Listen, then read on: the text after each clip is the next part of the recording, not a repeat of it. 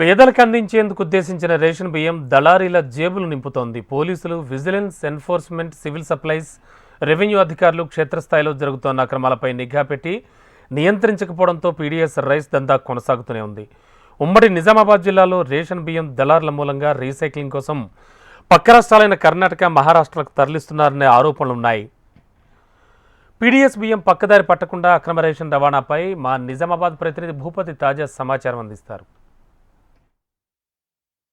రాష్ట్ర ప్రభుత్వం, కేంద్ర ప్రభుత్వం పేదలకు పంచాల్సిన రేషన్ బియ్యం పక్కదారి పట్టడంతో ఆందోళన వ్యక్తమవుతుంది. ఉమ్మడి నిజామాబాద్ జిల్లా వ్యాప్తంగా ఏటా ప్రతిరోజు నిత్యం క్వింటాళ్ల సంఖ్యలో రేషన్ బియ్యం పక్కదారి పడుతూ గ్రామాల నుంచి అదేవిధంగా జిల్లా సరిహద్దులు, అదేవిధంగా రాష్ట్రాల సరిహద్దులు దాటుతున్న పరిస్థితి నెలకొంది. ముఖ్యంగా కామారెడ్డి, నిజామాబాద్ జిల్లా సరిహద్దుల్లోని ఇటు కర్ణాటక, మహారాష్ట్ర రెండు రాష్ట్రాలకు భారీ ఎత్తున పీడీఎస్ బియ్యం, అదేవిధంగా రేషన్ బియ్యం అక్రమంగా తరలిస్తున్న పరిస్థితి నెలకొంది.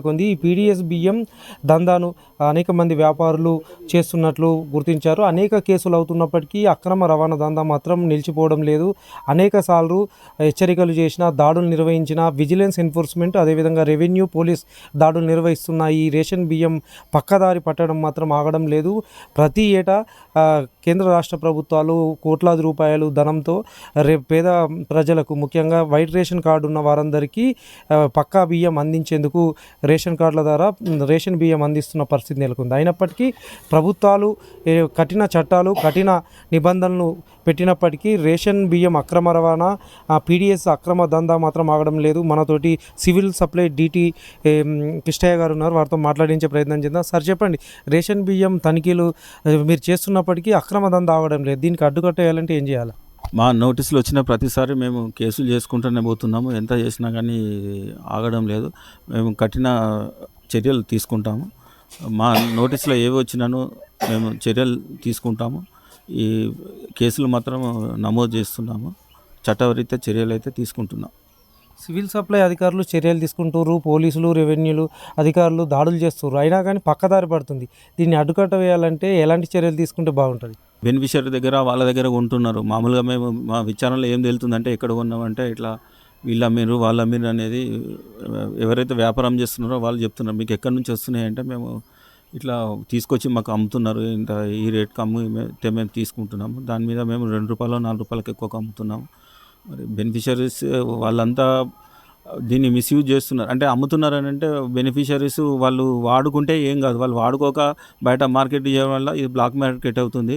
మేము ఎన్ని చర్యలు తీసుకున్నా ఇంత పెద్ద ఏరియాలో ఒక దిక్కు తీసుకుంటే ఇంకొక దిక్కు అన్నట్ల వాళ్ళు చేస్తూ ఉన్నారు వ్యాపారులపై మేము కఠిన చర్యలు తీసుకుంటున్నాము. పోలీస్ కేసులు కూడా నమోదు చేస్తున్నాము, అలాగే 6A కేసు చేస్తున్నాము, పెనాల్టీలు కూడా వేస్తున్నాము. కఠిన నిర్ణయం తీసుకొని వీళ్ళ మీద చర్యలు అయితే మేము తీసుకుంటాం.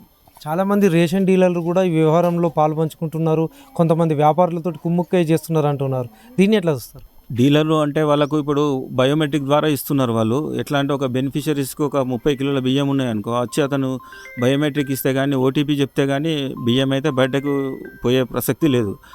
ఒకవేళ అట్లాంటివి ఎక్కడైనా ఏపీ షాపులలో, చౌకధర దుకాణాలలో అట్లాంటివి ఏమన్నా మా నోటీసులు వస్తే మేము కేసులు నమోదు చేస్తున్నాం. రేషన్ బియ్యం పక్కదారి యథేచ్ఛగా పడుతుంది. ముఖ్యంగా నిజామాబాద్ జిల్లా కేంద్రంతో పాటు కామారెడ్డి జిల్లాల్లో కూడా యథేచ్ఛగా సాగుతున్న పరిస్థితి నెలకొంది. ముఖ్యంగా నిజామాబాద్ జిల్లా కేంద్రంలోని పలు రేషన్ షాపుల్లో అక్రమ దందా మాత్రం ఆగడం లేదు. పలువురు వ్యాపారులు అక్రమంగా కుమ్ముక్కై ఈ దందాను కొనసాగిస్తున్న పరిస్థితి నెలకొంది. ముఖ్యంగా బోధన్, జుక్కల్ ప్రాంతాల్లో సమీప సరిహద్దుల్లో, ముఖ్యంగా కర్ణాటక, మహారాష్ట్రకు సంబంధించిన ప్రాంతాలకు తరలిస్తున్న పరిస్థితి నెలకొంది. రేషన్ బియ్యం పక్కదారి పట్టకుండా చర్యలు తీసుకోవాలని ఇటు ప్రజలు, జిల్లా వాసులు కోరుతున్నారు. కెమెరా పర్సన్ కళ్యాణ్తో భూపతి, HM టీవీ, నిజామాబాద్.